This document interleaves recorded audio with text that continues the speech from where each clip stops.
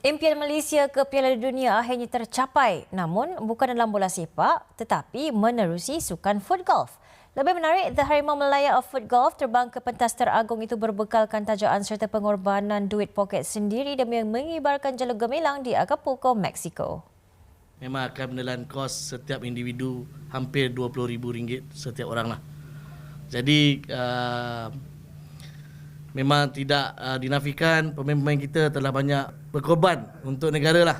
Bukan talent dia ni kita dah guna ni untuk membawa nama negara, tapi dia juga sendiri sanggup berkorban untuk membelanjakan wang yang diperlukan untuk ke sana.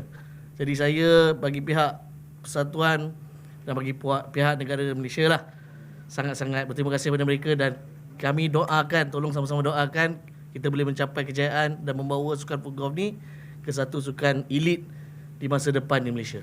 Presiden FJM Tunku Nasaifuddin Tunku Datuk Muzaffar pada Isnin menyempurnakan pelepasan skuad kebangsaan ke Piala Dunia Foot Golf FIFG 2026 yang akan berlangsung dari 27 Mei hingga 7 Jun depan. Skuad negara dibarisi 24 pemain dengan sasaran penamat podium bagi kategori terbuka lelaki selepas muncul 8 negara terbaik ketika penyertaan sulung di Orlando, Amerika Syarikat pada 2023.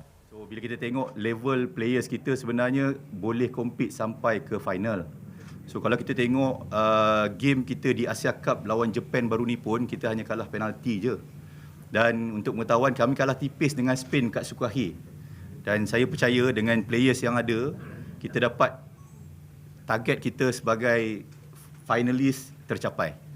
Misi negara turut mendapat sokongan Microlip selaku rakan rasmi pasukan Piala Dunia Foot Golf Malaysia dan beberapa penaja lain.